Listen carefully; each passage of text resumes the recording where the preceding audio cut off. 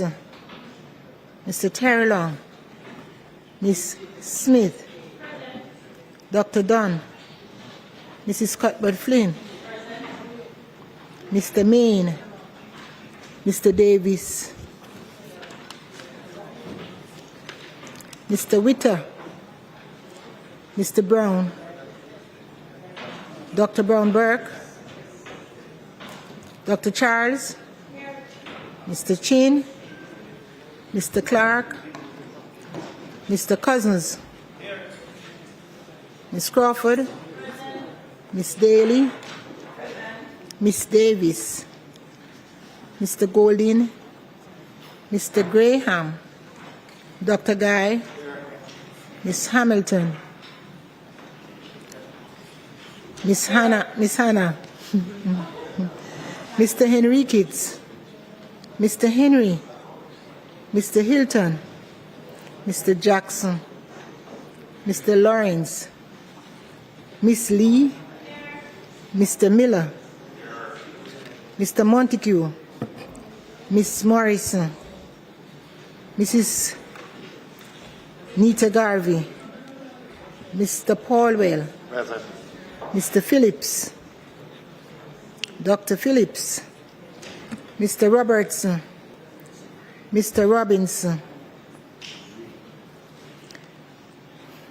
Mr. Green, Mr. Siblist, Mr. Slowly, Mrs. Vaz, Dr. Wheatley, Mr. Williams, Mr. Wilson, Mr. Wright.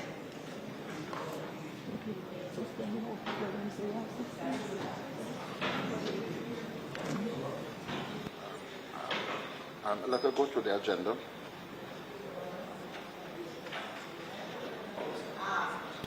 This afternoon, as usual, it is my privilege and the pleasure to welcome all members of the House and our guests to the sitting of the House this afternoon, when we will continue the presentation, the sectoral presentation, when the Minister of Health, the Honourable Christopher Tufton, will make his presentation.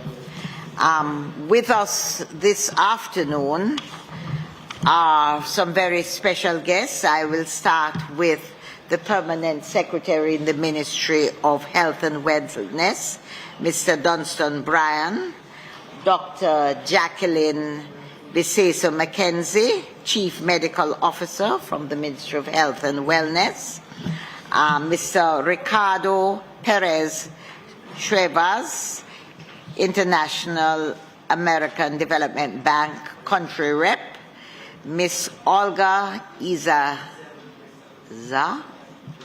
I hate to pronounce the name wrong, Iza, who is the new country representative for UNICEF, Mr. Timothy Johnson, World Bank representative, PWR Ian Stain, PAHO representative, Gail Richardson, the World Bank representative. I see persons from St. Anne who are here with us, and the way the light shines, I can't make out all the faces, but I think I see Dr. Ernest Madu of the Heart Institute here with us this afternoon too. And I want to welcome everyone to this evening's presentation. And I feel sure that within seconds our presenter will enter the room and we will be hearing from him.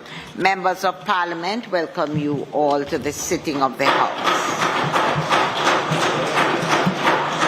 I also want to welcome those joining us online by the various social media platforms. We're delighted to have you, and we trust this will prove to be an informative evening. As I said yesterday, without health, we're nothing. Our health is our wealth, so we're all interested in what it is that the Ministry of Health has been doing and plans to do for our health. So, House Leader, over to you. Are we going through? Statements by ministers. Announcements. Laid on the table of the House today are the following. Integrity Commission reports in the investigation into the failure of the following employees of the Transport Authority to file statutory declarations with the Integrity Commission. Ms. Rochelle Hard, Mrs. Marlene Bailey Thompson, Ms. Krista Morrison, Ms. Kimon May, Ms. Karen McPherson, Ms. Jodianne Nelson Mitchell, Ms. Cecilia Dobson, Kelesia Dobson, Ms. Christine Campbell Buckridge, Mrs. Heather Williams Greenlee, Ms. Osborne Brown, Mr. Lloyd Boyne, Mr. Winston Morris, Mr. John Greaves, Mr. Javon Robinson, Mr. Craig Brown. Integrity Commission report on investigation concerning the allegations of breaches of the Corruption Prevention Act, the Customs Act, and the Integrity Commission Act by Councillor Mr. Lambert Weir of the St. Anne Municipal Corporation. Corrigendum to page 16 of the Ministry Paper number 46 of 2023 and tabled in the House of Representatives on Tuesday, May 2, 2023 regarding Annual Performance Report 2022-23 from the Ministry of Agriculture and Fisheries. And the Auditor General's Department Certified Appropriation Account for Head 28,023 recurrent for the Court of Appeal for the years 2016-2017.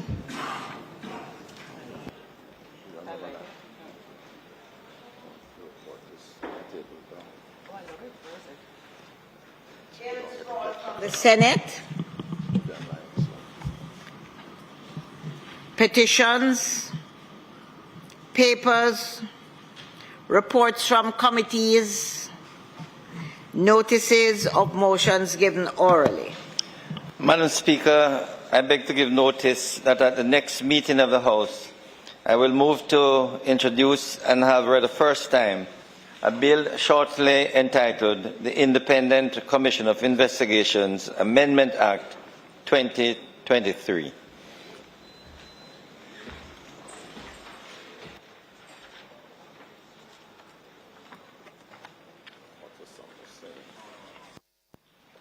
Questions and answers to questions.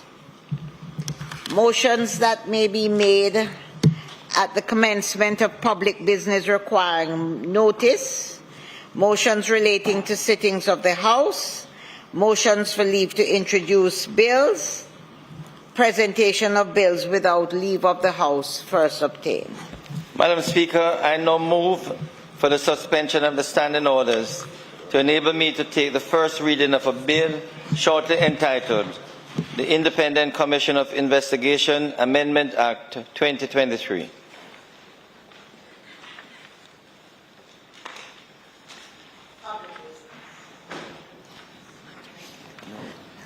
Madam Speaker, may I? A bill shortly entitled the Independent Commission of Investigations Amendment Act 2023, read the first time. Madam Speaker, I beg to give notice of second reading of the bill.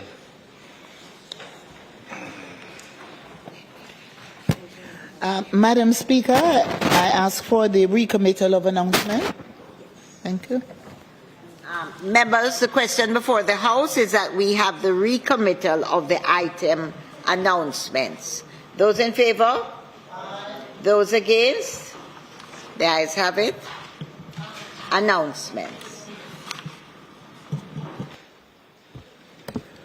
Ruling of the Integrity Commission ruling reinvestigation in the failure of the following employees of the Transport Authority failure to file statutory deductions with the Integrity Commission. Ms. Rochelle Heard, Mrs. Marlene Bailey Thompson, Ms. Krista Morrison, Ms. Kimon May, Ms. Karen McPherson, Mrs. Jody Nelson Mitchell, Mrs. Kelsia Dobson, Mrs. Christine Campbell Buckridge, Mrs. Heather Williams Greenlee, Mr. Osborne Brown, Mr. Lloyd Bowen, Mr. Winston Morrison, Mr. John Greaves, Mr. Javon Robinson, and Mr. Craig Brown. Also, Integrity Commission's ruling regarding investigation on the report concerning allegations of breaches of the Corruption Prevention Act, the Customs Act, and the Integrity Commission Act by Councillor Mr. Lambert Weir of the St. Anne Municipal Corporation.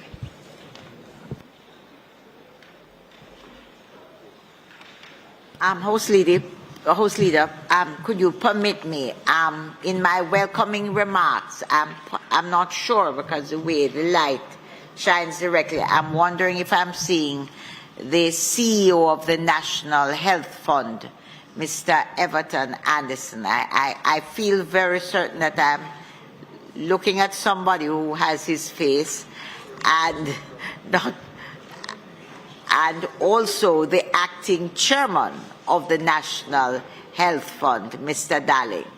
I'm not sure that I'm seeing clearly. If you are there, I would like to welcome you to the sitting of the House, and I also want to welcome on your behalf Dr. Tufton, who has arrived for the presentation.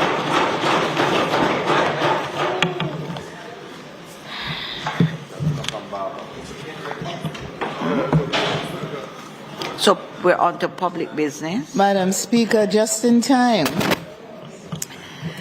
Oh, Madam Speaker, today it is our intention to continue the sectoral debate. The Minister of Health and Wellness, Member of Parliament for St. Catherine, West Central, will be our only speaker today. The floor will be his today, Madam Speaker. And I ask you at this point to invite the Minister to begin his presentation. So members, we're now at public business.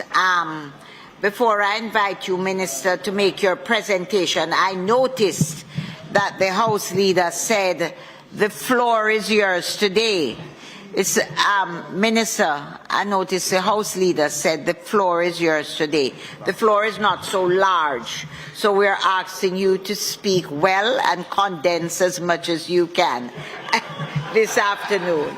And with those opening remarks, I invite you to make your presentation.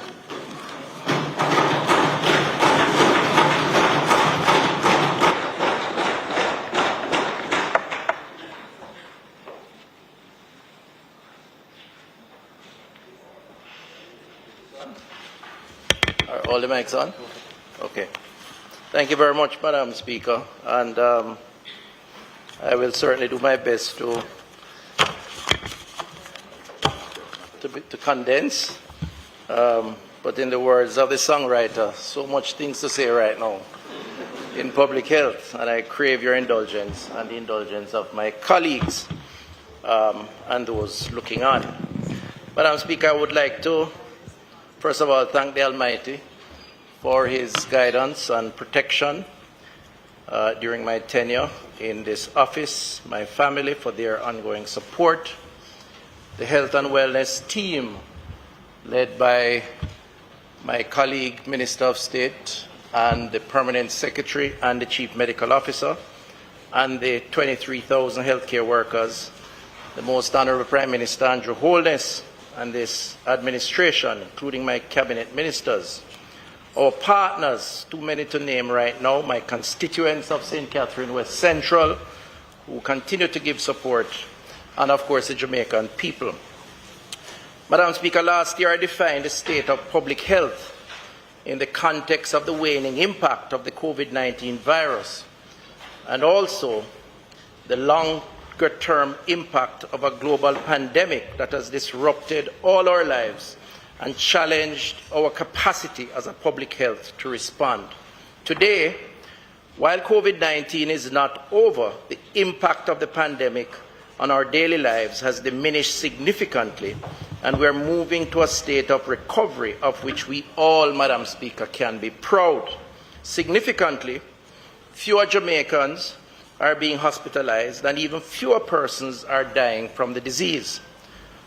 From our last weekly surveillance report, 46 Jamaicans reported COVID-19 infection compared to approximately 9,801 at the peak week of the pandemic in January 2022. We regret, of course, Madam Speaker, that we have had 28 deaths during this period up to April 25th, 2023. But you know, Madam Speaker, when we compare how we have done, when we examine all the critical parameters, the reality is that we have done well. We have done well on perhaps the most critical variable, Madam Speaker, and a table should come up on the screen now showing a comparison of the mortality rates, because ultimately it's about saving lives. And if you look at deaths per 100,000 population, Madam Speaker, Jamaica, when compared to countries like the US, the United Kingdom, Italy, Trinidad and Tobago, St. Lucia, Bahamas, Barbados, Guyana, Antigua, Barbuda, Canada, Jamaica, on a per capita per 100,000 mortality rate has done better than all of those countries, Madam Speaker. I'm sorry you're not seeing the table. 118.7 deaths per 100,000 population for Jamaica. The US was 341, UK 325, Italy 311, and I could go on and on. And so, for COVID deaths. And so, Madam Speaker, while I hear sometimes, and I think it's important for public commentary and debate around these issues, it is a national important issue, to criticize us as failing because of low vaccination rates, and that is a concern. The reality is when it came to saving lives, we did better than most, and it's something that we should all be proud of.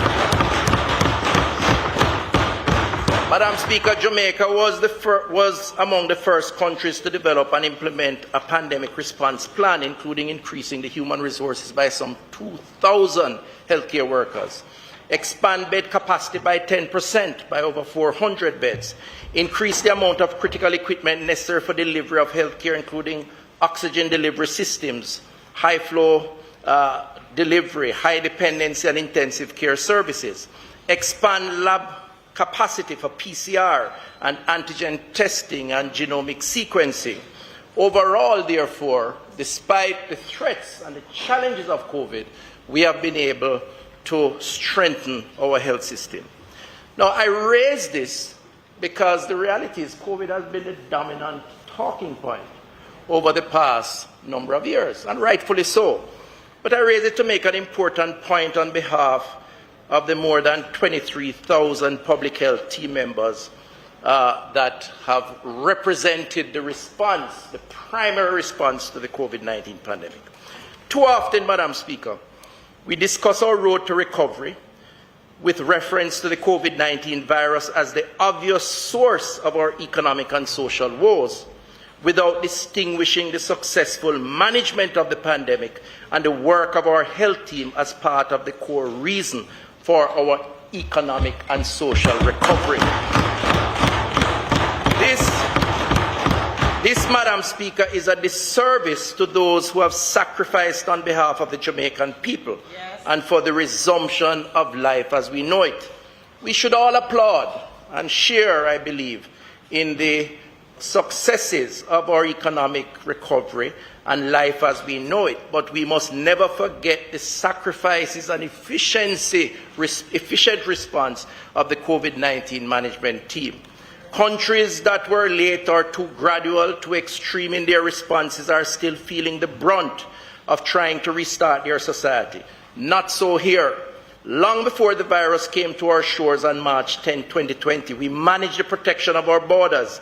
We managed the spread of the disease within the country utilizing tried, tested and proven public health measures in contact tracing and shielding of the most vulnerable. We managed our communication and stakeholder engagement, and we managed resources, Madam Speaker. Yes, we managed resources. And, you know, Madam Speaker, as I listen, and I have to listen to the public commentary over time around the COVID expenditure. And I think it is important. It's an important part of our democracy that we must embrace. So I'm not being critical of a process. But I believe I reserve the right to form a judgment. And I have to conclude, Madam Speaker, that it may be that this generation will never appreciate sufficiently the extent of the threat that we face and the response that was required, more often than not learning on the job, which meant life or death in most cases. And as leaders, I suspect we have to accept that. And we hope that if not this generation, future generation will appreciate it. Now, I am prepared to say part of that reason why some of the positions in officialdom or otherwise have been taken around COVID expenditure is because of the trust deficit in our society. And there is a trust deficit, and it's something that probably we need to work on here.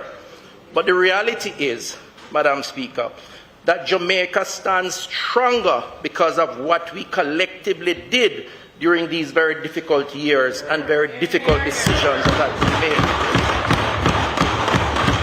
We must never forget the commitment of the Jamaican people to the fight against COVID-19 and the heroes that emerged from the health system, those who stood at the forefront and those who paid the ultimate price so that today, Madam Speaker, we can bring our society back from the brink. We must celebrate them. Those efforts of our healthcare workers, this administration and the entire government and the Jamaican people can be proud. Madam Speaker, COVID-19 has impacted not only the economies of the world, but also the psychosocial environment in which we all operate. It is not lost on me the seeming change in the mental wellness of the population, and that the health profile of the population in terms of NCDs is moving in the wrong direction on many fronts, and I'll come back to that. Our health system must respond to these new and emerging challenges. We note the many studies on long COVID, which are defined by the World Health Organization as a set of symptoms experienced by individuals who have been infected with COVID-19. The most common symptom of long COVID includes shortness of breath, cognitive dysfunction, which people call brain fog, as well as fatigue. The WHO, however, tells us that there have been more than 200 symptoms reported in patients, Madam Speaker. The Ministry has embarked on a process guided by the work of our multilateral partners to tracking and responding to the long COVID phenomenon. And more will be said on this, Madam Speaker. However, I'd like to use this opportunity to say to Jamaicans who have been impacted by the COVID-19 virus, if you feel ill and make that connection, see your health center or doctor for more assessment as we attempt to confront this lingering impact of the COVID-19 virus.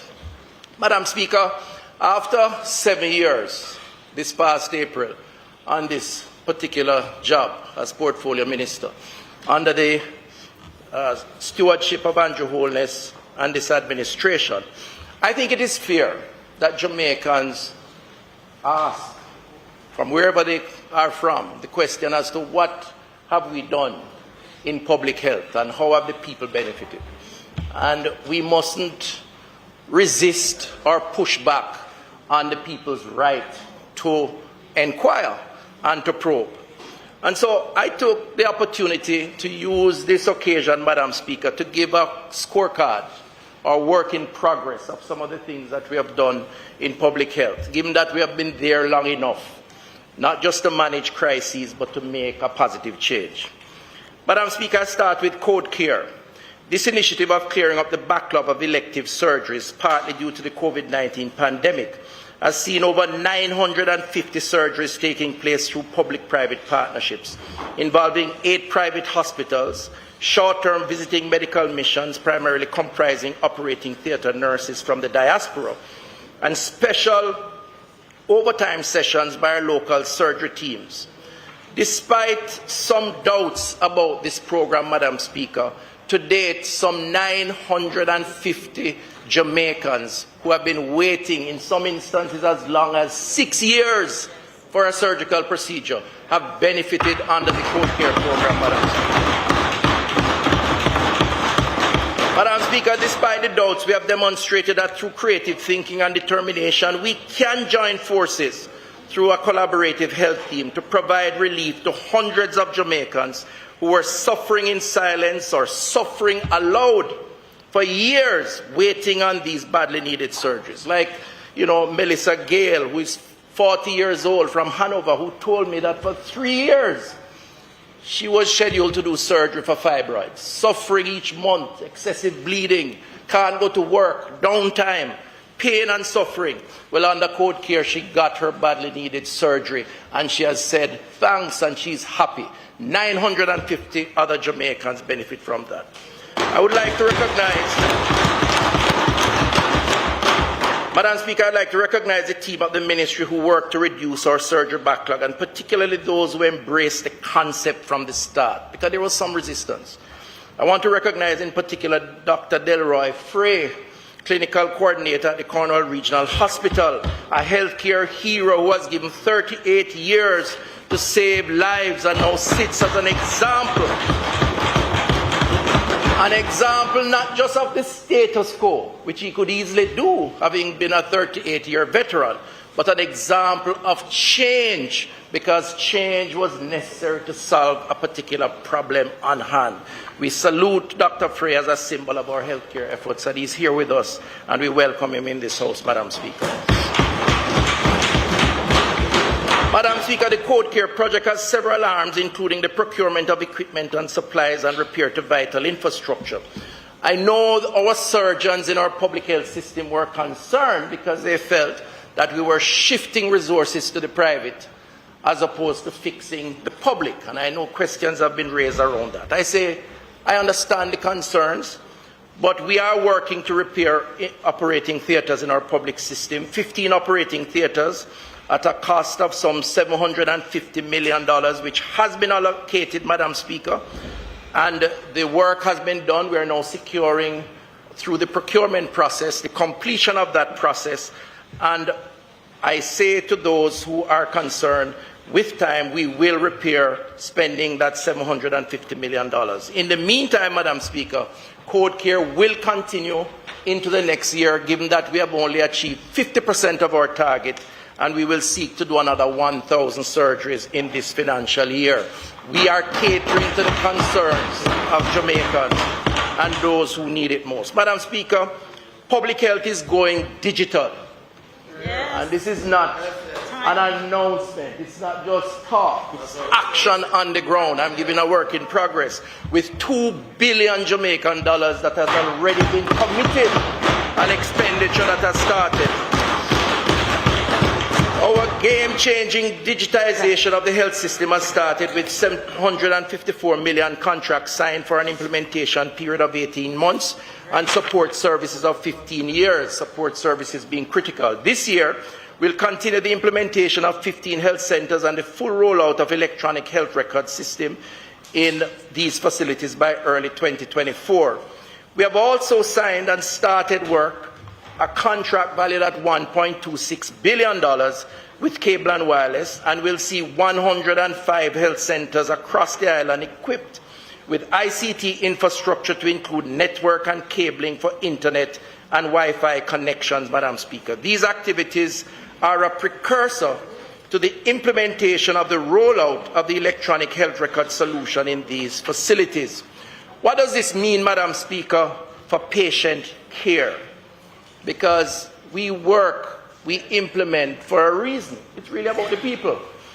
It means, Madam Speaker, shorter transaction time, so less wait, because patient files are not kept in a hard copy file somewhere that sometimes can't be found. It means telemedicine, serving remote areas over long distances where specialists are not available. Madam Speaker, we are creating a modern digital health system for the benefit of the Jamaican people. That's transformation, and the work is taking place. Madam Speaker, we have continued our public-private partnerships with the diagnostic services, CT scan, MRIs, and X-rays. Yes. Up to 120,000 procedures carried out to improve the lives of thousands of Jamaicans, primarily poor Jamaicans. Now, MPs can relate to this, Madam Speaker. There was a time when you have a constituent who wanted a CT scan, Or CDF. and the public health system, the hospital, didn't have one, and they would come to the MP's office asking for it to be paid for. Because what the doctor used to do is write up a little pink form and send them to do the test to come back. Well, 120,000 such procedures have been done over the last 2 years, paid for at a cost of approximately $3 billion by the government through the public-private partnership outsourcing system. There are those who feel that outsourcing these life-saving procedures robs the public health system of its ability to provide similar services. Madam Speaker, let me be frank and provide context. We were not providing these services adequately in the first place. There was already a gap, and a huge gap. And guess who were the ones who were the victims of this? Poor Jamaicans who couldn't afford it in the private space. And therefore we had to take action, Madam Speaker, to fix the problem. Waiting in pain, clogging hospital beds, waiting until they could get money from their neighbor, their friend, their MP, their relatives abroad in order to do it privately. Some even died waiting. That's the reality. Let's look at the numbers, Madam Speaker. The public health system has approximately demand of over 500,000 radiological procedures each year. I asked for an audit, and this is why we had to do this, as a response to a problem that we had. I asked for an audit to be done to determine the state of readiness of our diagnostic equipment service quality. And the numbers were concerning. Specifically, the report found that of the total number of equipment assessed, 23% were at the end of their life stage, needed to be replaced immediately. 53% were either fairly functional or non-functional, and over 80% needed servicing or parts. Many were just placed in a corner. Worse, Madam Speaker, the in-house servicing of these equipment was very lacking. In other words, neither the expertise or the regularity of servicing, which meant that they were suboptimal in many cases. Madam Speaker, the consequences of this were suffering Jamaicans wanting to diagnose their problems for treatment who could not get that treatment. And let me be clear, just in case anybody has any ideas as to how this started. The report suggests that this didn't start with this administration. In fact, the report is saying that's a problem we inherited that we have decided to fix on this side, Madam Speaker. So, Madam Speaker, we had to look at revamping the process, and we wanted to do two things as part of our solving the problem. Firstly, we had to save lives. That was the ultimate first priority, by reducing the backlog through this PPP arrangement. And this is how the 120,000 procedures were done. Imagine the misery index if we never had these facilities available. Some of these people would still be waiting, Madam Speaker. But secondly, developing a more robust repair and maintenance schedule to ensure that we get value for money from the government's significant investment in diagnostic equipment. It includes a policy towards procurement to support extended service guarantees, training of local personnel for routine maintenance, and the option to lease rather than purchase, Madam Speaker. And we have decided to look at the lease option very, very carefully. In fact, we have decided to go with that. And why? Because with leasing comes a uniformity of approach of procuring the services, similar machinery, comes servicing, and comes a realistic depreciation of those equipment so that they can be replaced, so we get the optimal value of those machines. As a consequence, Madam Speaker, I'm happy to announce that the Ministry has launched a tender process for the leasing of over 49 pieces of equipment to include MRI machines, CT machines, and ultrasound machines. The tender will require the management and maintenance under a capital lease agreement for 9 CT scan machines, 4 MRI machines, as well as 36 fixed and mobile ultrasound machines. This, Madam Speaker, will be the first time that the Ministry has embarked on a comprehensive, holistic approach to diagnostic services in the public health system. And this is happening as we speak. It's not just an announcement. There's action on the ground. Now, we know that we have gaps because we don't have the institutional knowledge around leasing. What have we done, therefore? We have sought the assistance of the Inter-American Development Bank to provide the technical support as we move the process forward, Madam Speaker. The process will take some time between procurement and implementation, maybe a year or more. As a consequence, we will continue the public-private partnership for outsourcing of diagnostic services because the people of Jamaica needs it, particularly the poor people of Jamaica who cannot afford to purchase in the private space. Madam Speaker, as I proceed with the work in progress, I want to remind us that we tabled last year a primary healthcare reform document. Today I'm pleased to lay on the table of this House, Madam Speaker, a human resource for healthcare clinician workforce document. Now, this is a fairly comprehensive document, Madam Speaker, the result of a lot of work over the last year. And simply put, what this means is that the public health ecosystem, infrastructure, between the work that we have done thinking futuristically and the compensation review arrangement will see an additional 2,000 doctors having permanent posts established in public health over the next year or so. What are the numbers, Madam Speaker? Permanent posts as opposed to short-term contracts for 789 doctors currently in the system. So we're moving from temporary to permanent, more job security. New posts of over 1,112 doctors to be filled over time, and 140 posts that were established to support the response to the COVID-19 pandemic. That's over 2,000 permanent posts to impact, Madam Speaker, service quality for the people of Jamaica. What that means, less patient to doctor ratio, more specialists in the system, more doctors at the primary community health care, including and also in the hospitals. When we have more doctors, Madam Speaker, it means that patients will get better care. This government cares about those who go to the public health system. And Madam Speaker, for the other categories of work, don't worry. We're working on nurses, we're working on the other healthcare categories, and we'll announce those in due course. I turn quickly as part of our work in progress to infrastructure. This year, the Ministry has provided a capital budget of $6.43 billion, 31% increase in what has been provided for financial year 2022-23. We have more money to spend on our capital budget, Madam Speaker. Let's look at the numbers. Western Child and Adolescent Hospital is now on its 5th floor. It's building, it's going up. I'm sorry, we seem to have some issues with the screen. Otherwise, you would have seen it on the monitors. That is work in progress, Madam Speaker. We have spent some, through the grant from the Chinese government, some $450 million, and we are slated for completion in 2025 When completed, the facility will boast the only adolescent hospital in the English-speaking Caribbean and the second pediatric facility in the island.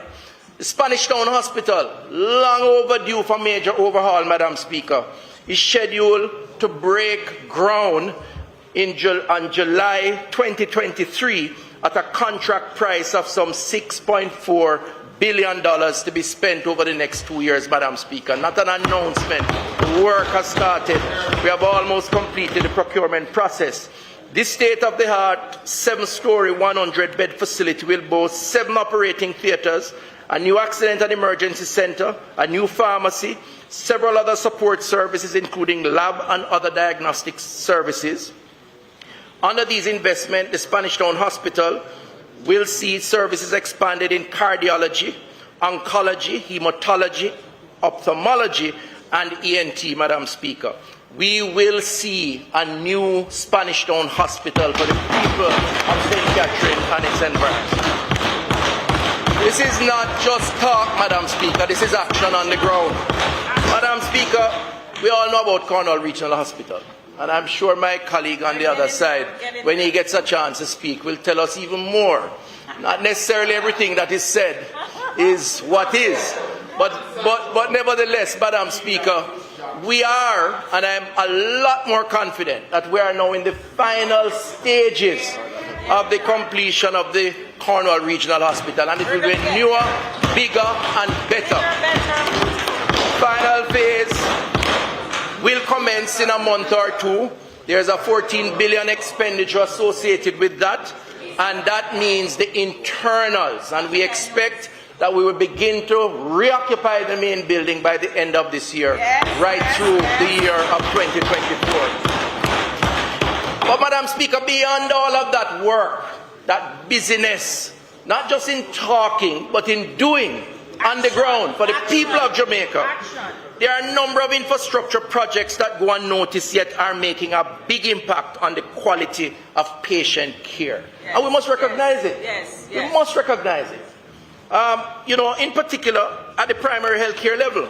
These are stories that focus on improvements in patient waiting areas and staff facilities, an addition of basic equipment for improved patient response. These are stories that portray the benefits of partnerships in improving healthcare delivery. Madam Speaker, since 2018, over 100 health facilities have been significantly benefited from investment right across the island, at an approximate cost of some $4.4 billion to right-size and renew primary health care.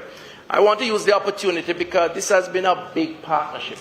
And public health is about partnership. No man stands alone. COVID has taught us that. Yes. No matter how powerful you are as a country or as an individual, no matter how much money you have, health is not a one-man thing. You're going to be worse off. Which is why sometimes I appreciate the comment from my colleague on opposite, because sometimes he says the right things. Not all the time, but sometimes. And I'm giving him that. Madam Speaker, I want to use the opportunity to thank the National Health Fund, the Chase Fund, the Tourism Enhancement Fund, the Pan American Health Organization, the European Union, USAID, UNICEF, the Rotary Club, Food for the Poor, various private sector and other interests, the IDB, big player, big partner, for the collaboration on getting these 100 health centers in the communities upgraded in one form or another, Madam Speaker. I particularly am proud of the Adopter Clinic program, which was launched in 2017 to help coordinate and direct support of our health system by persons primarily in the diaspora, but also in corporate Jamaica.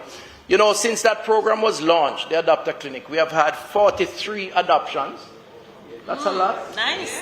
43 health centers, some of them in some parts of the world of the country that some people would forget, right? But they're serving people, adopted by our friends and family members in the diaspora or corporate, and $200 million Jamaican dollars committed by those individuals to adopt those health centers.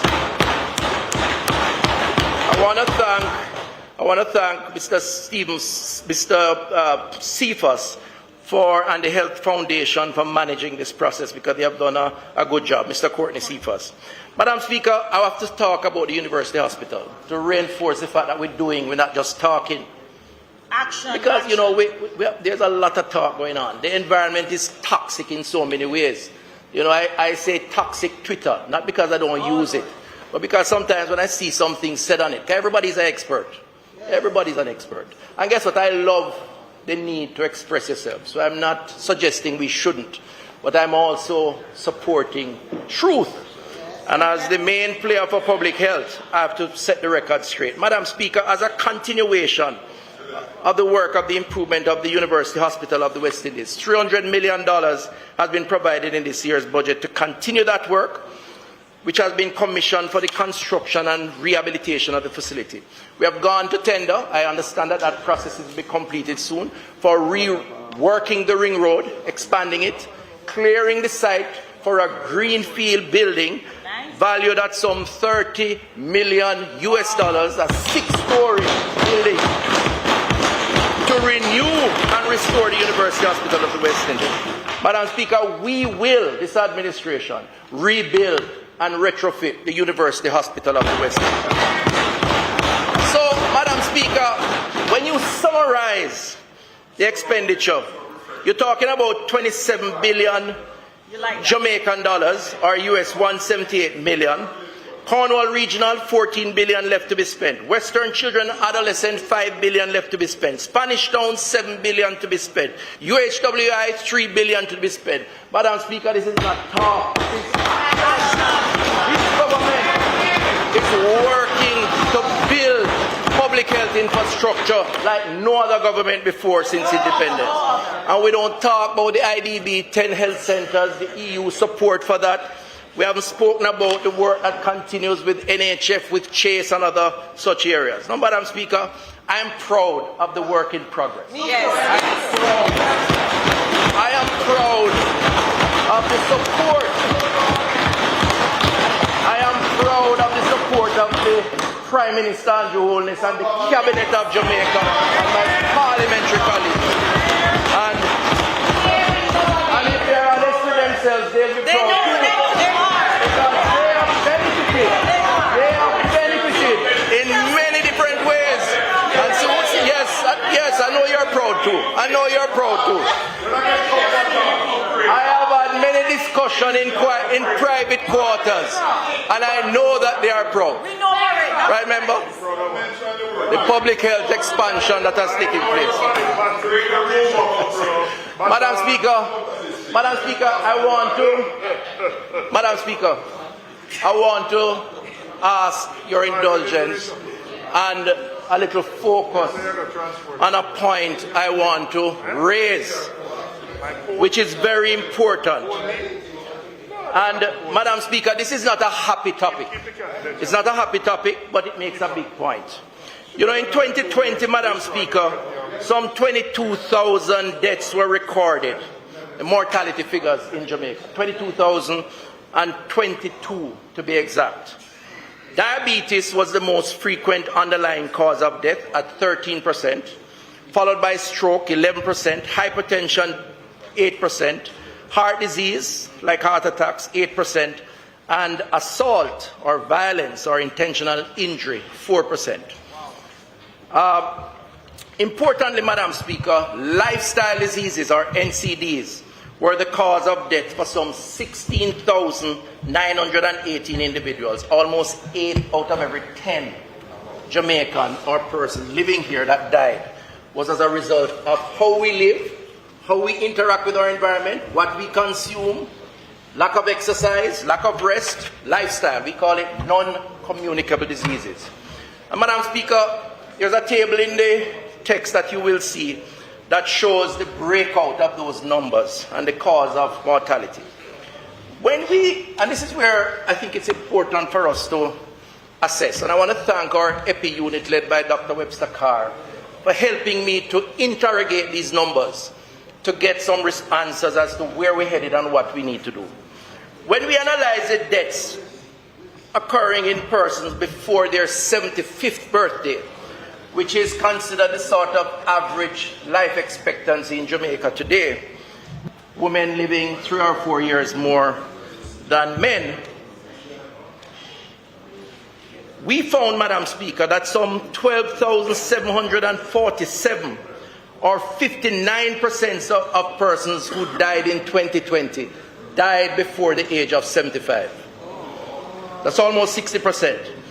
But worse, more concerning, I should say, this is a 19% increase in the period of it. Let me back up. This represents, when you calculate the life years lost. So let's assume that 75 is the average. If someone lives to 70, we calculate 5 life years lost. And we do that for all who die before 75, because 75 is the average life expectancy. When we calculated the life years lost in the year 2020, what we found that as a country, we had some 296,000 life years lost because of what I classify as premature mortality, premature death.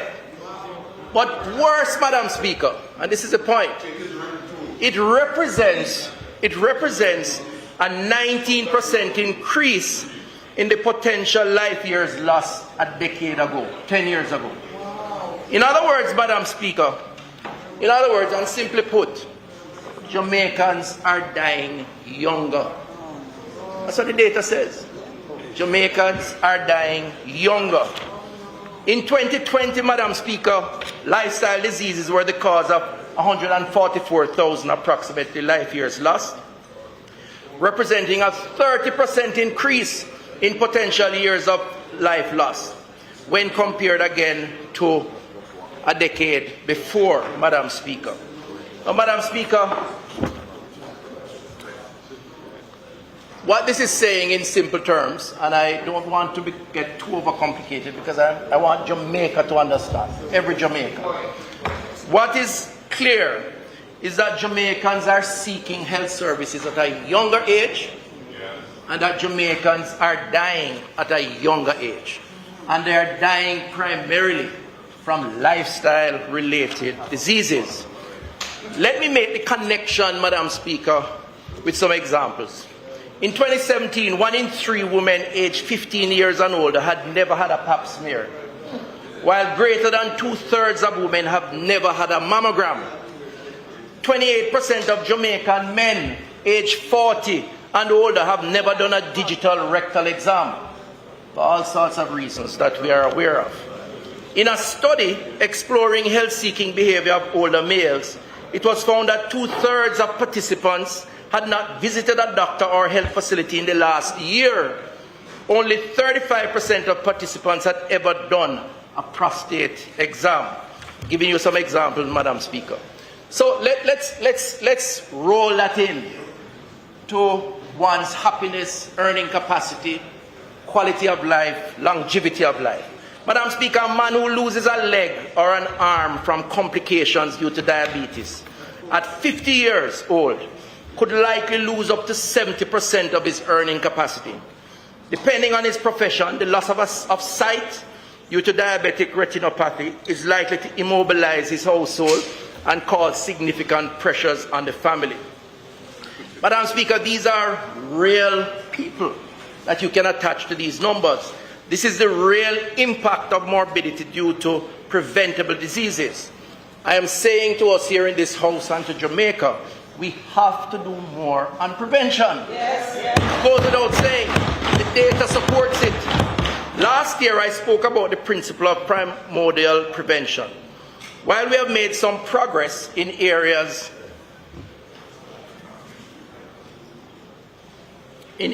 such as trans fat elimination, school nutrition policy, we still have work to do in the area of prevention as a means of controlling costs to our health budget. But even more importantly, reducing in-health and premature mortality, Madam Speaker, requires a lot more work. In essence, we need to know our numbers. Yes. And as a first step to managing and preventing premature illness and mortality. To address this premature mortality, Madam Speaker, The Ministry of Health has been working on developing a life stage approach to health promotion and prevention to impact personal and collective health care.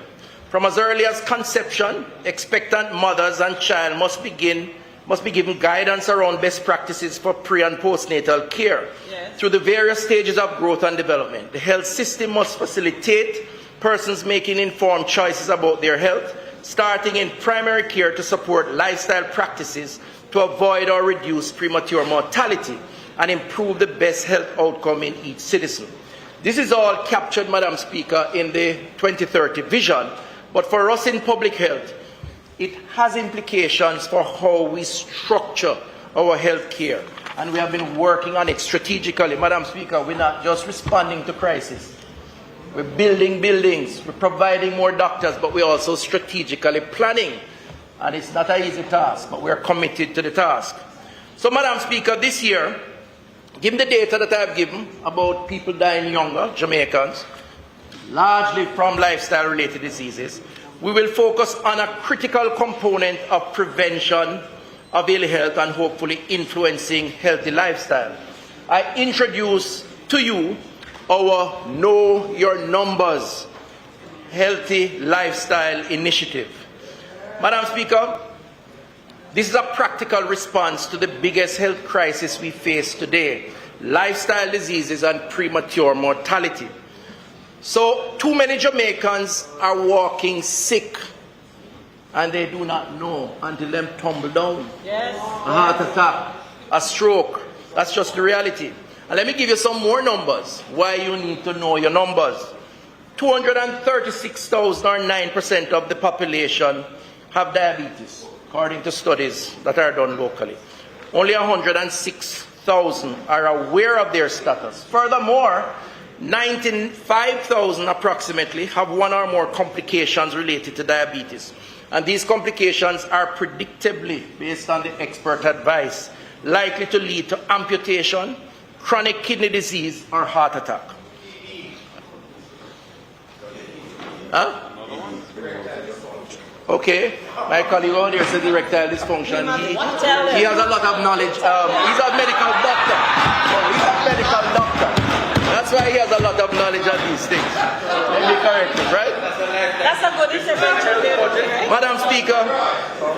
Madam Speaker, it is of note that approximately 679,000, or a quarter of all Jamaicans, have hypertension, with only about 54% or 374,000 being aware that they have hypertension. 300,000 of us don't know that we have high blood pressure. One of the leading causes of stroke. Yep. I'm talking about knowing your numbers. And I'm hoping that Jamaica is following, because we have to do something about health education. Yes. People must know their numbers. Yes. These statistics are alarming, as knowing your basic health information, Madam Speaker, is critical as a first step to taking personal responsibility. What is your blood pressure? When last have you checked? What is your blood sugar numbers?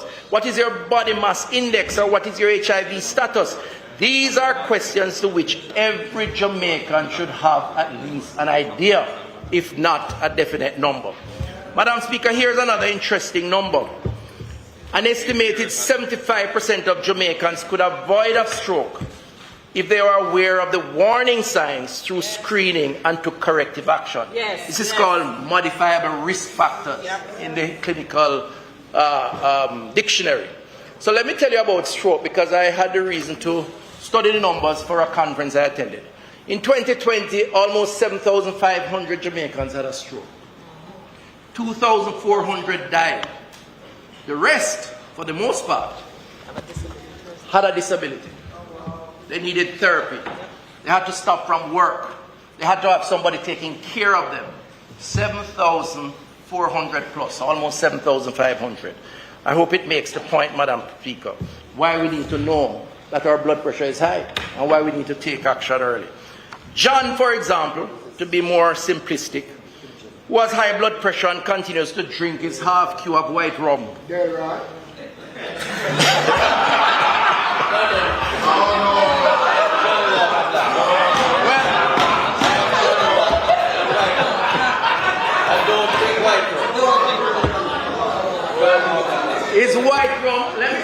let me say, his alcohol consumption. Just to be all inclusive, his alcohol consumption. And to eat his corn pork every evening. And decide not to exercise while he can walk around the park. And every day is the same thing. And he has hypertension and he doesn't know. Inevitably, is going to end up. No, we don't want that. Madam Speaker, I now ask that the Minister's time for speaking be extended Extended. by 15 minutes. No, sufficient. Members, the question is that the minister's time be extended by 15 minutes to allow him to complete his presentation. Those in favor? Those against? The ayes have it. Thank you, Madam Speaker. And remember, I did start by saying so many things to say. But I also said yesterday that I have goodies in the back for those who give support. For a slightly extra run, and it will be for both sides, don't worry.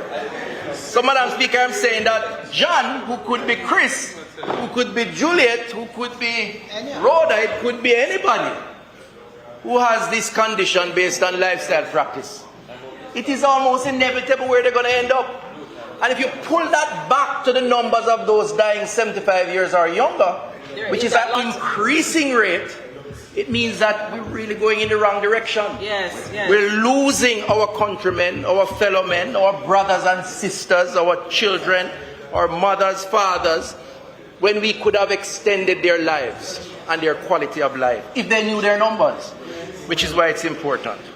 So, Madam Speaker, what does Know Your Numbers mean as an initiative that we will focus on? First of all, it's about getting Jamaicans to screen at least once each year to know their health status and what they need to do to modify their behavior to reduce illness and premature mortality. We're giving people a chance.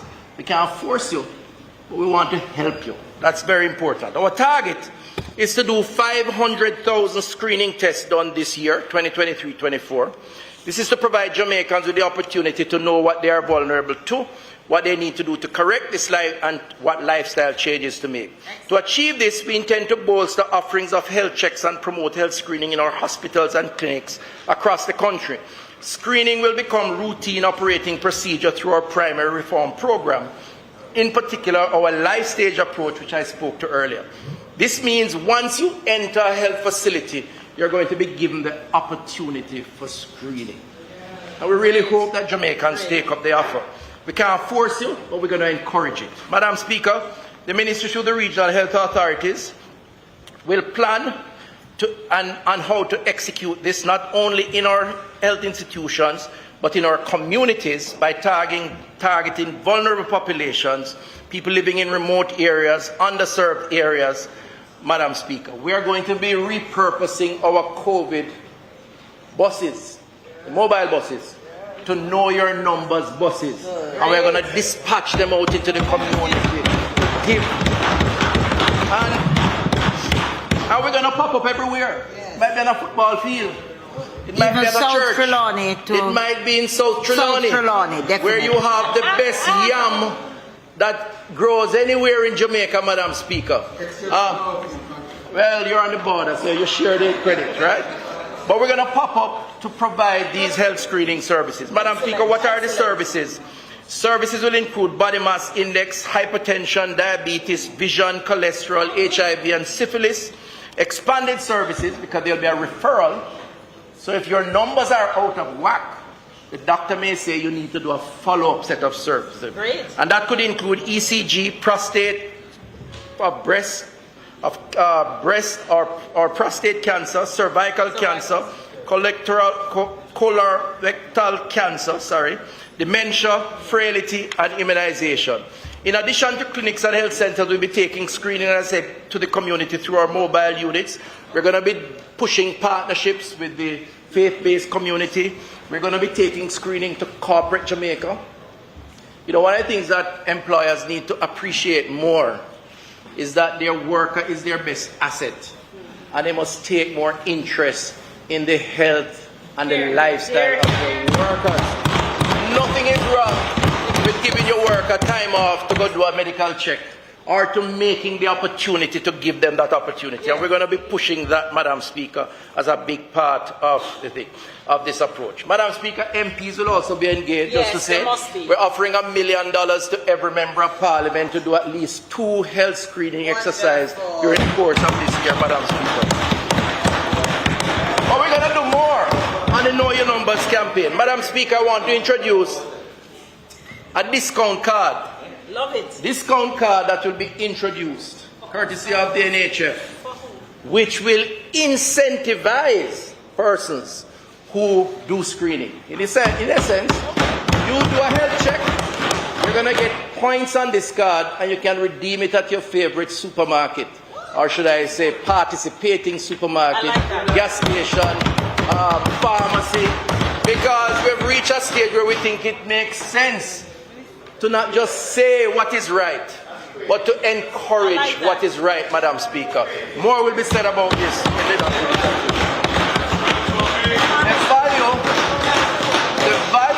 The value will be a function of how many health screening exercises you do. So like you, Delroy, once you do your prostate exam. I did it already. Oh, you did it already? Well, you have missed the points that will be assigned to that. Whatever test you do, you will points will go on the card, and that card will be redeemed for a discount in the participating locations. We'll say more about it in the month to come. Madam Speaker, importantly, the program will feature a pathway to care and ensure that once diagnosed with any chronic illness, or bringing it right through to the end, persons can immediately be referred to treatment to manage the condition. A referral pathway for core screening services has been developed by the team in the ministry, will be circulated to all regional health authorities, or has been, to ensure the ethical risks associated with this campaign are sufficiently managed. So, Madam Speaker, we're not going to stop by saying you're diagnosed or you're vulnerable with this. We're going to say this is your path to recovery and give you guidance. Now, what it means is that we're going to have more demand on the health system. We have to prepare for the demand on the health system. But we believe in longevity and quality of life, and serving the people of Jamaica as a first priority. Madam Speaker, know your numbers. Remember that terminology. You're going to hear a lot about it. And remind all of Jamaica that we're really promoting healthy living. It's a lifestyle that we're promoting. Madam Speaker, I turn to another area. As has been said before, one of the consequences of chronic disease within a high trauma society is the number of Jamaicans who have lost limbs, hands and feet due to trauma or chronic diseases. You know, Madam Speaker, there are about 300 persons, I'm told, by the Disabilities Association who lose limb each year. 80% of those are diabetics because of diabetes. Madam Speaker, we have to find a way to reintegrate these individuals, because in losing a limb, Madam Speaker, you lose your capacity to function in many ways. In a 2019 study published by the National Library of Medicine, National Center for Biotechnology Information, it was found that in amputees, and I'm quoting now, socially 90% of the patients no longer practice leisure activities. And at the economic level, 87% of patients had a decreased monthly income. Factors that bear direct correlation to the functional outcome of patients were the level of amputation. Clearly, you lose a limb, you lose an arm, you lose a feet, you can't function the way you would normally function. In other words, Madam Speaker, when persons are impacted by conditions such as diabetes, where they have to remove a limb, there is a direct impact on the quality of life, not just of them, but their family members and the society in general, because more often than not, the society now has to support them. Madam Speaker, let me remind us that the provision of health care is also the provision of wellness. Therefore, we must provide interventions and strategies to support these challenges. Today, I introduce to you a prosthetic partnership program for persons living with disability. Wow. It's called New Limb, New Life. Great. And Madam Speaker, the ministry will be partnering with the Jamaica Council for Persons with Disabilities to provide prosthesis. Through this collaboration, the ministry will make available $50 million to that entity, who will assess and qualify persons 60 years or younger, persons in their productive years, and we will use this resource to provide prosthesis to support the reintegration of these individuals. Madam Speaker, this is a caring government. It's a caring government. We show compassion to those who need a second chance. But let me just say, we're going to use their example as an example to others as why you mustn't get diabetes and why you must know your numbers. It's all related, Madam Speaker. Madam Speaker, I want to introduce to you, because I don't want anybody to say it's announcement and not action, our first beneficiary of New Limb, New Life. You know, some weeks ago I saw an article in the Jamaica Observer exposing a gentleman by the name of Andrew Nelson, 45-year-old farmer from Clarendon, no legs.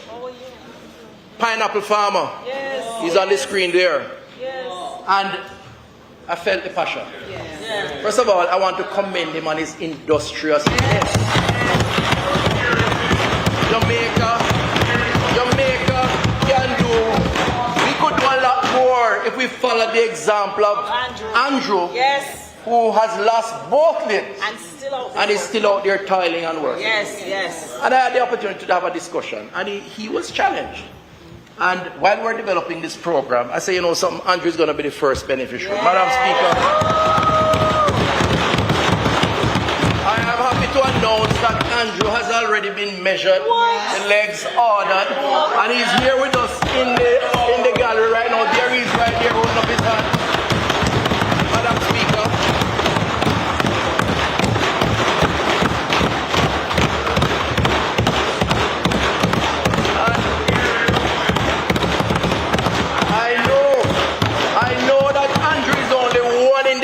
but he's an example, and he has volunteered to be an example to promote healthy lifestyle, healthy living, and this government, as a caring government, wants to work with people like Andrew, Madam Speaker.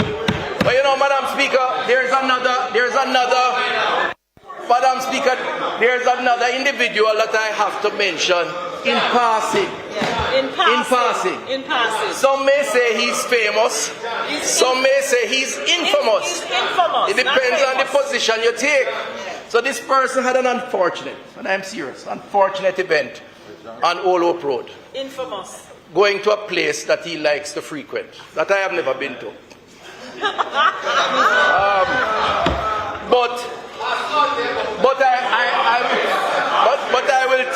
But I will tell you, he and I have been to the same church.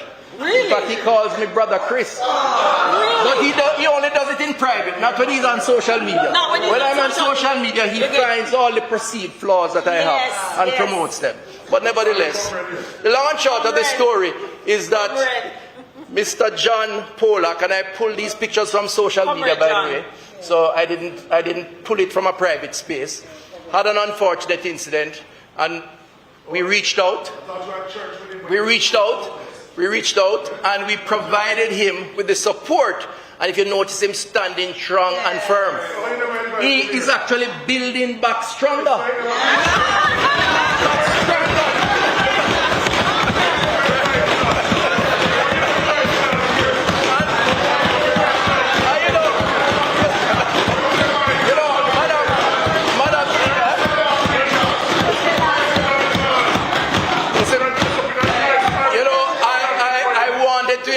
But I was afraid he would have worn that color shirt and that stick.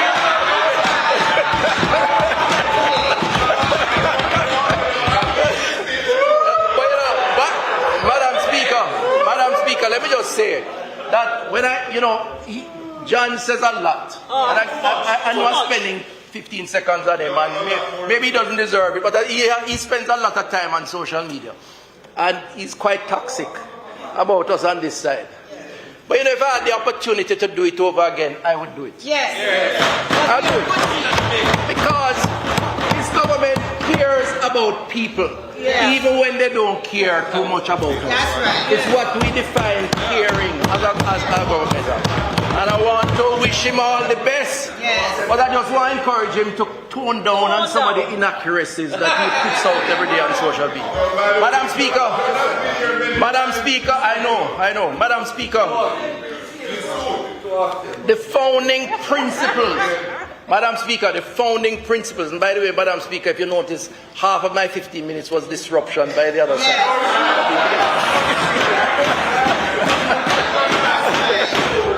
Madam Speaker, the founding principles of public health are that it should be holistic, listen carefully, in addressing the mind and the body. Yes. That's my philosophy, that's my belief. We're in a battle for good health that is as much about the mind as it is about the physical being. The physical being, including appearances, can motivate confidence and enhance happiness and well-being. How you feel can be influenced by how you look. That's true. Appearances, contrary to what some people may think, do matter. Madam Speaker, public health has a duty. We have a duty not just to treat patients, but also ultimately to treat them in a manner that aids their reintegration into society. Yes. In fact, we should help our patients, our clients, to reintegrate stronger and better and more confidently so they can get another opportunity to be productive citizens and lead healthier lives for themselves, their families, their society as a whole. Madam Speaker, I have a pet peeve. Maybe a cliche, but I do have a pet peeve. And let me tell you what that is. I have a pet peeve that I have long wanted to address publicly and do something about. That is in the area of oral health. Oral health. The teeth, the mouth. Yes. Where there seems to be a preference in Jamaica. There seems to be a preference in Jamaica, and perhaps sometimes with good reason, for extractions as opposing to preserving permanent teeth. Yes. And it's an unhealthy practice, unhealthy part of our culture that we need to stop, and it's an underserved area. When we extract, particularly poor people's teeth, poor people, particularly when they are in the productive years of their lives. It's just him alone. It's him alone.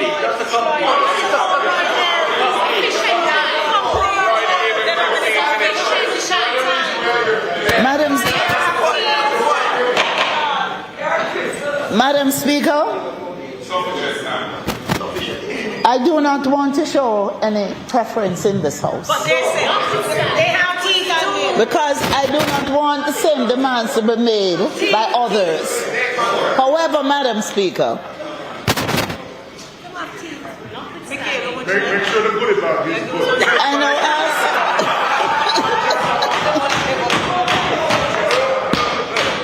ask, Madam Speaker, I now ask that the standing orders be suspended to enable the minister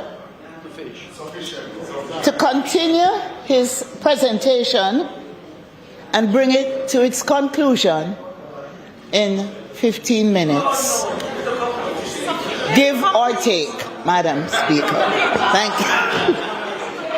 Just before I put the question to the House, I just want to say that one good turn deserves another. So as I've listened to you, Minister, it is with great expectation that I'm looking forward to all the advancement reaching the hills of South Trelawney. So with that, the question before the House is that the Minister be given time to complete his presentation, 15 minutes, give or take. Those in favour? Aye. Those against? The ayes have it, Minister. Thank you very much, Madam Speaker. And Madam Speaker, for the first time, I literally heard support from that side for what the government is proposing and advancing, which is a good thing. Anyway, Madam Speaker.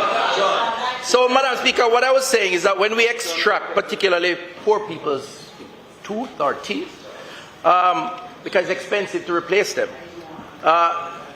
particularly in their productive years of life, we might address the pain That is normally the source or cause of their visit to a dental surgeon. But we also restrict their life chances for happiness and economic gain.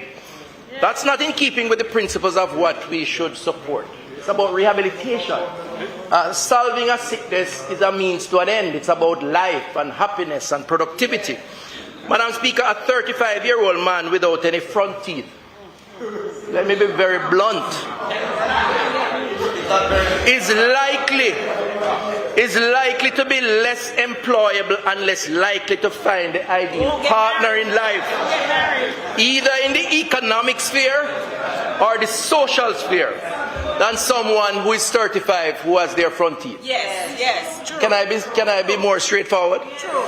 And I think we have to confront it, and it has been I've thought about it. Here are the numbers, Madam Speaker. Over the past year, last financial year, 62,000 extractions had to be done as opposed to fillings and rehabilitation. In the future, where possible, we need to give those persons a second chance. This year, we will introduce a program called Second Chance Smiles. Second Chance Smiles, where 10,000 Jamaicans under 60 years will get an opportunity to apply for replacement dentures through over 82 dental centers across the island.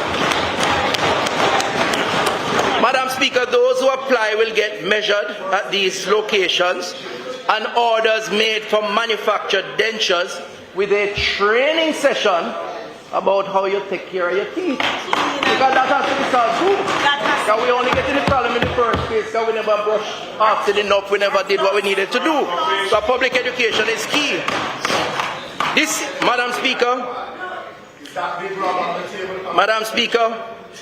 we expect to spend some $60 million on this program over the next 18 to 24 months. We will be conducting also, very importantly, an assessment of the oral health program to see what measures can be implemented in the future to support teeth or tooth-saving procedures instead of extraction as a first option. We also need to examine, Madam Speaker, by the way, the policy of overseas missions coming to Jamaica. More often than not, with dental students who can't just extract in America or anywhere else, and Jamaicans are used as a kind of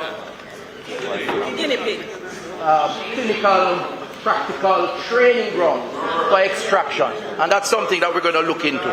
We'll also be continuing our schools' good oral hygiene intervention, and we'll explore partnerships with the private sector to promote good oral health. I want to encourage any private company to come on board on this oral health program. It probably could mean good business for you if you're in that line of business. Madam Speaker, we not just talk, we're action. This government. I am not just announcing the program. I am also saying that the program has started. Yes. Because we have our first beneficiary of Second Chance Smiles, a gentleman by the name of Ashman Brockup Clark, 43 years old from Westmoreland. You know, when I spoke to Ashman, aka Brockup, and there's a reason for the Brockup thing, but I won't go into that here. He said to me that, Minister, the reality is, and I met him some time ago, he said, Minister, the reality is that I love certain types of food, but I can't eat it. He said, I started losing my permanent teeth from 13. Wow. He's 43 now. As a matter of fact, he said to me, man, after you use my top lip, I have to drop it like flat bridge to try to push the hard. As bad as that. And he said, Minister, it's hard to get a girl to. A partner, somebody who I like and they like me. Right. They don't want to kiss me, for example. Right? I talk in secret, but he gave me permission to say it. Well, I'm here to announce that Brockup was sent to one of our facilities, measured up, and he now has his full complement of teeth. There he is on the screen, Madam Speaker. And further, he's here with us in the gallery. I want him to stand up if he's anywhere close by. Where is he? Oh, there he is right there.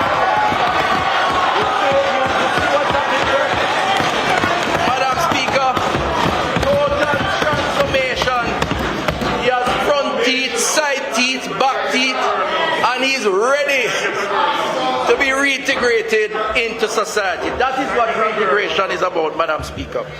And Madam Speaker, we will support this program for 10,000 persons over a period of time. Madam Speaker, I want to turn to another area called optical screening, eye care, another underserved area in public health and healthcare generally. We all accept that a clear vision is a good enabler for economic and social prospects.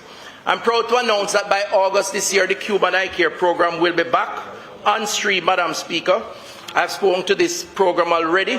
The system has been set up, and we are now working on the work permits arrangements to get these optometrists and ophthalmologists here in Jamaica. We have programmed some 2,000 persons to receive badly needed eye care surgery under this program.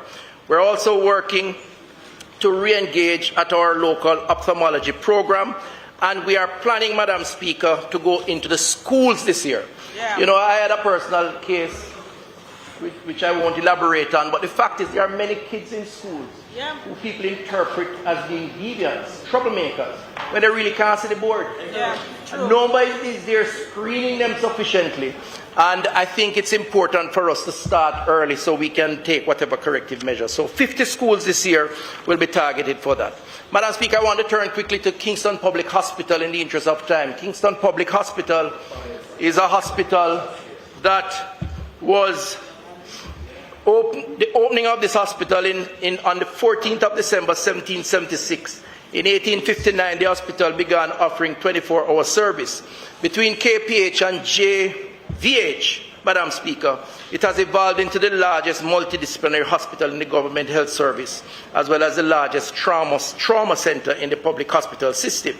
Madam Speaker, KPH Victoria Jubilee needs a comprehensive overhaul. And we're going to do it. We're going to do it. We have started. We have already set up a committee involving the chairmanship, the permanent secretary, but a wide stakeholder cross-section of persons, experts. We're looking now for a consultant firm to do an audit of the institution. We have committed $300 million this year to start some minor rehabilitative work, plus the operating theatres under the Code Care facility. Great. We have also, based on a cabinet decision, linked St. Joseph's Hospital with Kingston Public Hospital. And St. Joseph Hospital will be an extension of KPH, focusing primarily on oncology and nephrology. And that work has commenced. So you will see an expanded KPH with St. Joseph Hospital focusing as a center of excellence in that area. Madam Speaker, I have an able Minister of State. Very supportive. Very supportive. And Madam Speaker, I now understand why she's a world champion. Because she has discipline and she applies herself. I want to thank the Honourable Prime Minister for assigning her beside me to help to implement the priorities of public health. And let me just name two areas that she has been a champion. One is in maternal and child health, mother and child health. Madam Speaker, we have a problem in terms of the SDG targets, Sustainable Development Goals target, which says by 2030 we should have 70 deaths per 100,000 births. We're now at 145. Now we still have some ways to go, and there's a program. But a big part of the problem, Madam Speaker, has been the extent to which we control and direct and guide mothers, expectant mothers, both in the early stages as well as in the immediate stages, antenatal care. My colleague, Minister of State Juliet Cuthbert-Flynn, has been working to reverse the trend. She has been assigned to that, and she's doing a good job. Already since her appointment in 2020, she has moved to develop significant campaigns to improve maternal health outcomes. One such is the intervention in the Start Right initiative. So the objective here is to provide adolescent and vulnerable mothers with an incentive for their full participation in the antenatal care provided in the public health system. Mothers are encouraged through an ongoing public education campaign to visit their health centers, And one incentive for that is on the screen, which is a snuddle nest, which is essentially, for layman's argument, a crib, a starter crib. And it comes with goodies in the box. And every time the mothers go to the health center, we add another goodie to the box. Primarily people who are socially challenged or economically challenged. We encourage them to come to the health center. So we have given out 100 of those this year. This minister is going to hand out another 3,000 such snuggle nests while we educate mothers about the importance of this initiative for better antenatal care. But she's doing another very important task, which I have to mention, and that is in blood collection. You know, we don't realize how much we need blood until we need it. Yes. Or a family member or a loved one needs it, because we don't have a culture of giving blood. Well, this minister who is assigned to that work over the last 2 years has done a lot. I'm excited about the innovative approach, which includes targeting schools, high schools, which she has done so far, going into 4 schools to get them not just to give blood, but to become regular donors, which is an important thing. So far, they have collected some 85 units of blood, which, by the way, according to the clinicians, could save potentially 255 lives. We're saving lives, Madam Speaker. This year, we're targeting, through the minister, another 20 high schools to collect 600 units, but she's doing more. We're looking at parishes for blood collection centers, St. Mary, Portland, St. Thomas, and we will deploy 2 mobile blood collection units, 1 COVID bus to be converted, and we're going to be buying another one. This minister is on the road and she's working, and we should applaud and appreciate her efforts. Madam Speaker, the National Health Fund is 20 years old this year, and I believe all of us on both sides of the House should commend the National Health Fund for the work that they have done for the Jamaican people. And the leadership. Madam Speaker, over the past year, the fund has served approximately 960,000 Jamaicans, subsidized medicines through 160 drug-served windows, 523 community pharmacies, accepting the NHF card. 2.8 million scripts were processed, seeing 8.3 million items dispensed, over 4.4 million claims for the NHF card at a cost of some $6.43 billion in subsidy. And the NHF has spent almost $650 million supporting projects, health centers, other such tangible capital-related projects. And we want to commend them for that, because the truth is, and you know, we don't even need to say it, they have won so many awards, they have beaten out a lot of private companies in terms of governance. And it shows that under good leadership and proper organization, we can make things happen. And it also shows that we're not just talking, we're also implementing. So I want to say a big commendation to Everton and his team, the board chairman, Mr. Shane Dallin, on the board, who have done a lot of work, and those before them over the last 20 years. But you know, Madam Speaker, medication costs continue to increase compared to last year. The budget increased for pharmacy services in the public sector by 10%, that's 1.1 billion. NHF card by 21%, 1.59 billion. So it segues, therefore, into a conversation around healthcare financing. And it's very important that I think we engage or expand the engagement of the population on how we're going to finance healthcare in a sustainable way going forward. Because as it stands now, it's not sustainable. If we do not achieve in terms of some of the prevention methods, we're not going to be able to buy enough medication or build enough hospitals. The numbers have said it. Know your numbers. That more people are getting sick sooner and more are dying earlier, which means a burden on the healthcare system. And so, Madam Speaker, again, sorry that I have to table so many documents, but it's necessary. Financing the cost of healthcare in Jamaica. I table a document which is a follow-on from what we did the last time, Madam Speaker, which will be on the website of the ministry. We won't print as many copies for cost savings, but this will form the basis of a discussion nationally. And we're going to take this to the road this year, because we need every single Jamaican to understand what the implications are for ill health, for themselves and also collectively. There are many issues to be addressed in this document. but we will go throughout the communities. I want to also take the opportunity, however, to thank the support of the World Bank on this very important initiative. The World Bank has been working with us on this health financing project. This year, the bank will complement the existing body of information with the completion of a public expenditure review. The review is aimed at assessing the levels of efficiency in healthcare expenditure and providing critical information on how we as a government can strengthen the health system with the resources that we already receive. We are very eager to get that expenditure review because we don't have anything to hide. What we want is information to make better informed decisions, and so I salute the World Bank for that. Out of all of this, we hope will come a green paper, which then will morph over time into a new policy as we seek to look forward towards how we will finance health care for the benefit of our population. Madam Speaker, I want to turn to service quality in our hospitals. I told you I had a lot of things to say, and I crave your indulgence, but I'm winding down soon. Madam Speaker, the last year, we had 235 patient complaints through our patient management system. Of the total complaints received, 85% were related to facilities, and the remaining 15% due to perceived negligence by healthcare workers.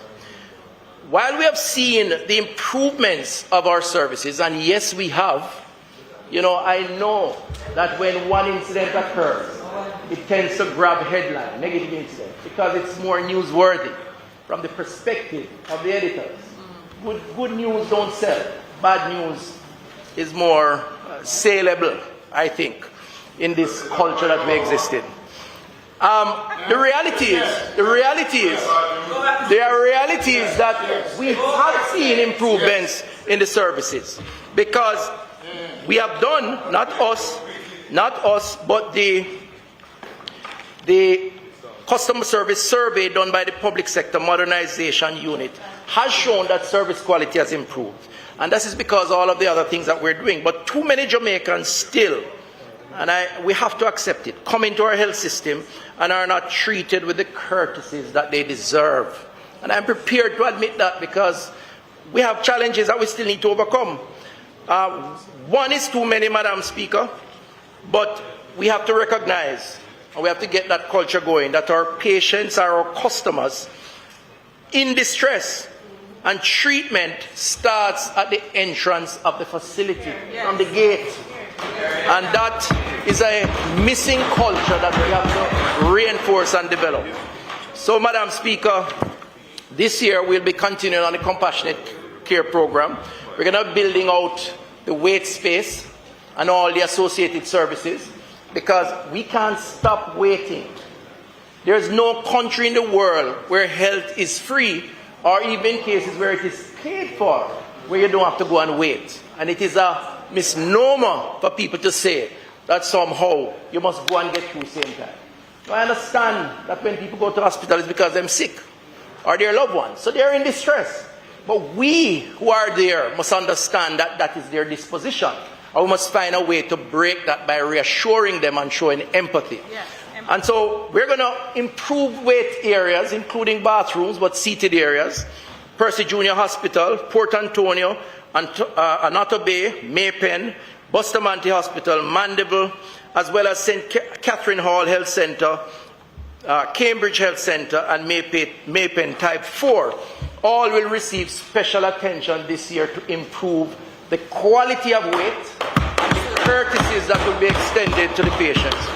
We will also improve access by patients of the complaints management system through the engagement of a business processing outsourcing firm. Oh, good. So you see, part of the complaint has been that people call and don't get no answer. Yeah. So we're going to outsource it. We're going to hire a BPO since we have expertise in that. So when you call, the phone will be answered. You lodge your complaint and the follow-up will take place. And I'm going to monitor that carefully.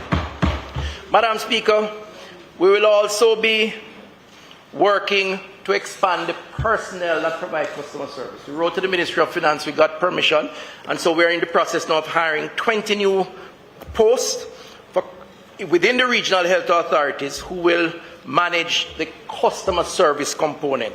Additionally, we will be training up to 90% of our personnel in public health that have to interface directly and immediately with patients during the course of this year around the critical courtesies that are necessary. Madam Speaker, we take customer service seriously. We're not perfect.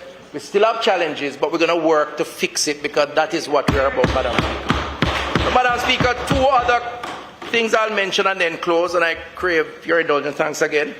And that's the area now of mental health. Yeah. I can't speak without addressing mental health because, unfortunately, it's something we like to hide from. Yes, culturally. And the time is now that we need to normalize mental health within our culture because it is a normal phenomenon that we must treat with and find ways to provide therapy and treatment to those who are so affected. You know, 2 years ago I said in this house that the Mental Health and Homelessness Task Force report said that 40% of Jamaicans at some point in their lives had a mental health issue. Anxiety, depression, whatever. And then I started to count how many of us are in here because it means 5 or 10, there are 4. So Madam Speaker, the only point I'm making is that we are all vulnerable to mental health challenges. Every single one of us. And you know, Madam Speaker, COVID has taught us that life is fragile. Over 3,500 deaths and thousands others are suffering because of post-COVID trauma. Mental health disorders have been a major side effect of the COVID experience. In 2019, the Ministry established our mental health and suicide prevention helpline that has shown significant usage over the years. Since its inception, some 4,726 calls have been managed by our team of psychologists. For the year 2022, the Mental Health and Suicide Helpline received a total of 2,190 calls, an increase of 24% when compared to the 1,648 calls reported at the end of 2021. Already this year, we have had 577 calls from the helpline. Additionally, in an effort to engage our youth who have suffered tremendous trauma from COVID, we have partnered with UNICEF, Madam Speaker, to implement the You Matter mental health chatline, which has conducted more than 2,000 counseling sessions, treating issues such as suicidal ideation, anxiety, depression, stress, and mood disorders. Madam Speaker, this year the Ministry will be doing more to enhance the mental health response in our community engagement and with the continued collaboration, this time with the Pan American Health Organization for the Problem Management Plus or PM Plus intervention. Already the program has trained 119 community members from entities such as churches, civic groups, and the community-based organizations, providing them with the basic tools for counseling and psychosocial support. This year, the intention is to train some 180 persons, including 30 supervisors. Essentially, we go into communities, we ask for volunteers, persons who have already demonstrated the capacity to provide leadership. We train them working with PAHO, and then we deploy them in their community. Great. So they pick up persons who have issues and they offer to help them solve their problems. Because sometimes people just want somebody to talk to. You know, a lot of these things are elevated to worse conditions if you don't nip it in the bud, if you don't solve it right away. And we all need a friend at some point in our lives, and that is what these persons are there for. We're also working in the schools with the Ministry of Education, and the Ministry has been very understanding of this issue. The Minister is right here before me. We have trained some 531 school personnel in understanding how to optimize and maintain good mental health, understanding mental disorders and their treatment, decreasing stigma, enhancing the help-seeking efficacy, which is knowing when and where to get help and having the skills necessary to promote self-care and to obtain good care. Additionally, as we all know, we have had the Do Your Share campaign, which will target some 50 additional schools this year, where we go into the schools and we have a dialogue with the young people around their thoughts, their motivations, or the lack of that, and try to steer them in the right direction using trained clinicians, and that will continue in collaboration with the Ministry of Health.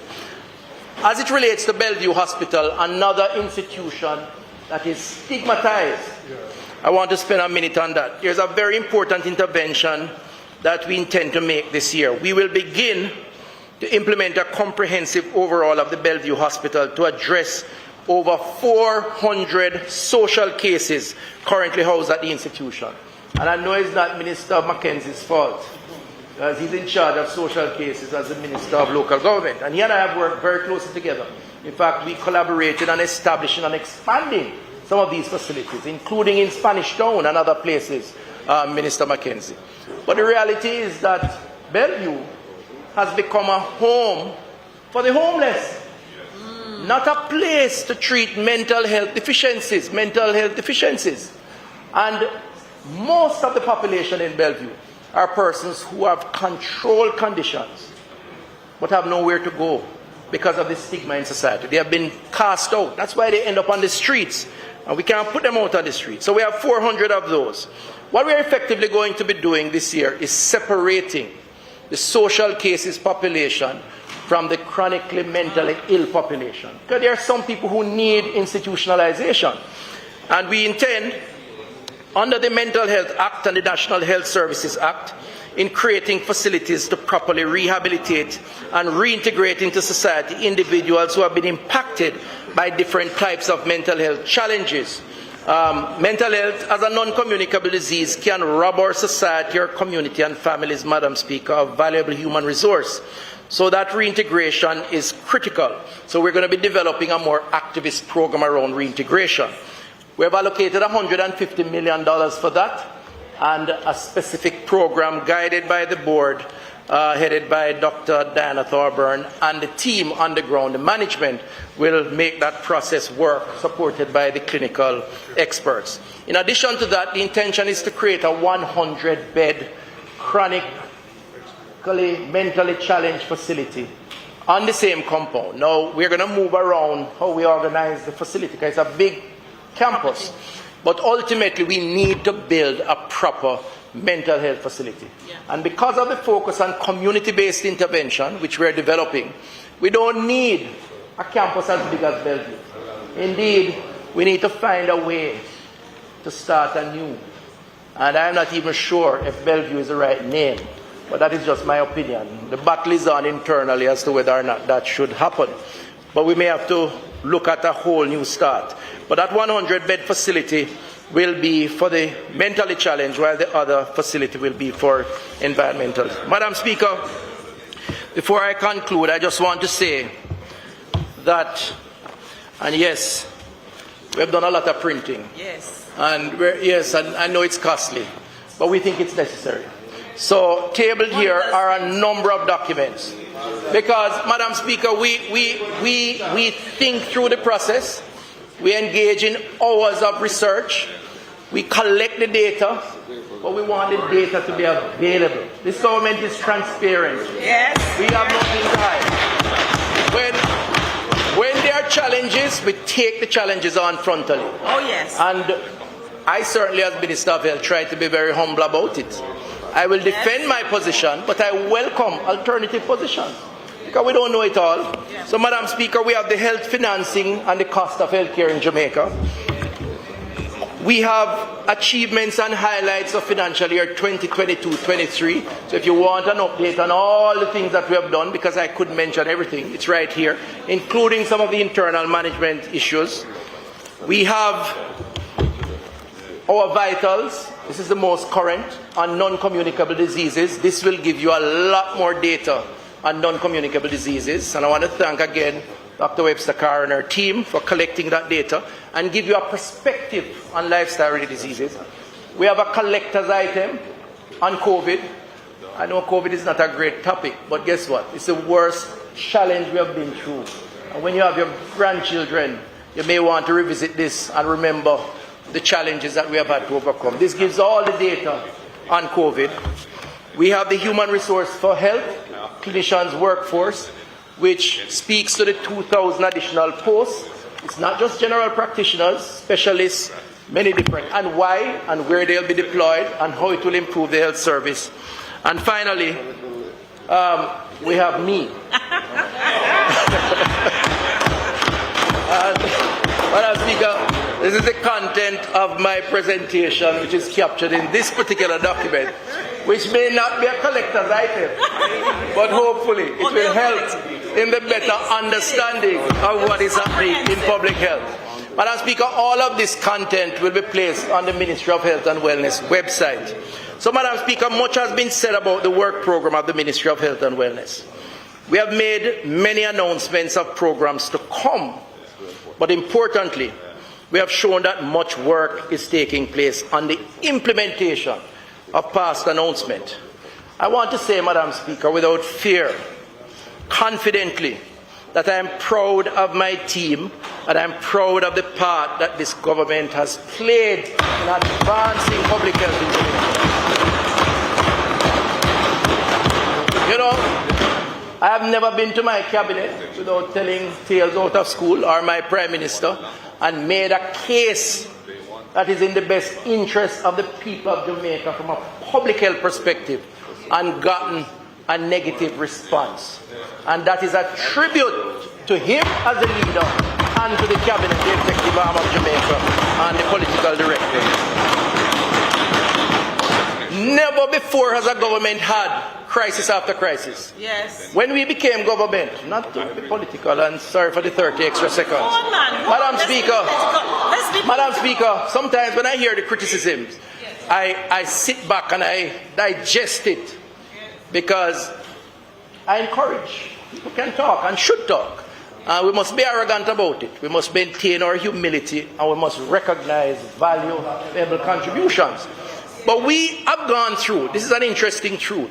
We inherited a government that had the tail end of Chick V. Then we were hit with Zig V. Then after that we had 1 year of dengue. Then we had the unfortunate collapse because of neglect of the Cornwall Regional Hospital. Yes. That was a crisis in of itself. One of the bigger crises that the government has faced. Then we were hit with the worst crisis in 200 years. Well, 100 years, sorry, which is the COVID pandemic. Yes. Madam Speaker, the fact that most Jamaicans live to tell the tale is a tribute to our stewardship as a government.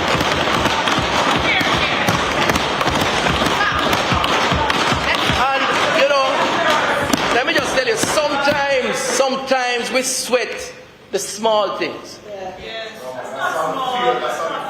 Sometimes we are critical without seeing some of the bigger picture and how it has assisted. And I said, I'm not against critique, I'm not against comments, I'm not against suggestions, but what I'm prepared to say is that this public health team and this government has not only acted to stave off crisis after crisis, we have acted strategically to build a more resilient health system, as evidenced by what is here. Madam Speaker, we have taken the criticisms with our heads up. We have listened. I have listened. And we have learned where we needed to. But always we have pushed ahead with the conviction of doing the right thing for the people of Jamaica. Madam Speaker, that is our mission. God bless Jamaica, land we love.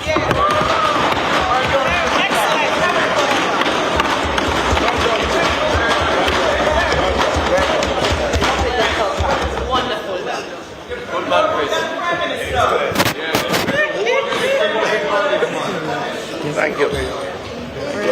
Excellent.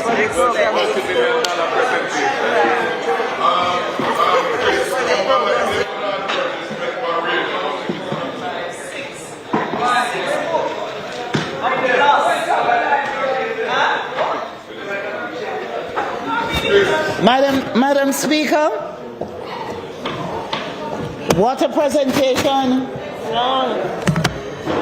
I really want to thank the Minister for all the goodies. Which goodies? Where are they? All the good news. And Madam Speaker, at this point, I now ask that the sectoral debate be suspended. Members, the question before the House is for the suspension of the sectoral debate. Those in favour? Those against? The ayes have it. The sectoral debate is now suspended. Madam Speaker, I now ask for the recommittal of announcements.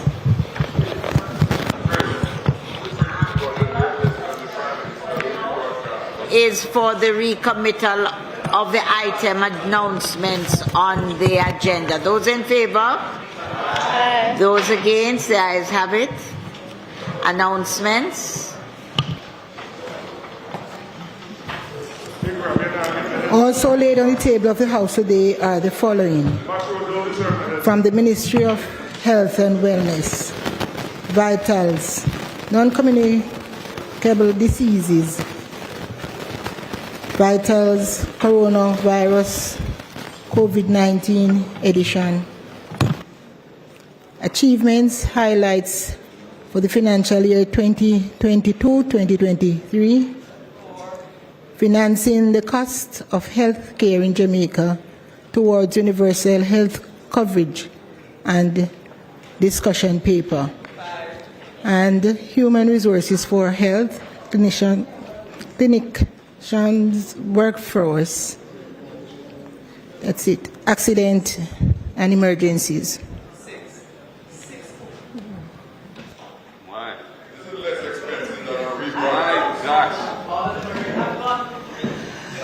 Madam Speaker, it is not contemplated for us to do any further business today. I therefore ask that the House be adjourned until Tuesday, May 9 at 2 p.m. sharp. Next week we will resume the sectoral debate, and our speakers.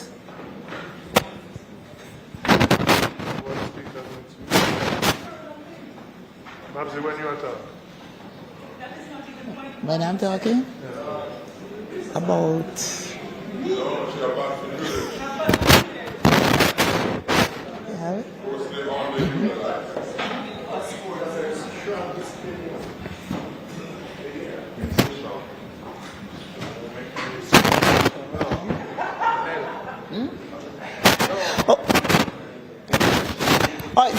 Madam Speaker, I know Minister Shaw will be speaking next week when we resume. So at this point, I ask for the adjournment until May 9 at 2 p.m. Thank you. Members, the question before the House is that we do adjourn until next week, Tuesday, the 9th of May at 2 p.m. Those in favour? Those against? The ayes have it. This House is now adjourned.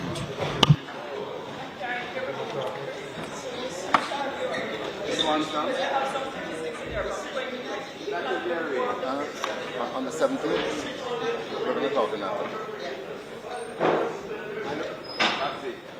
Make sure you're not here on that day.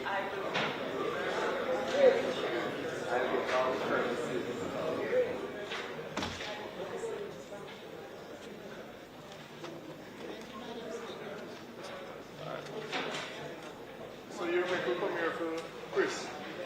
Give me 6 books. This is all they come. 6 books with pure picture of Chris.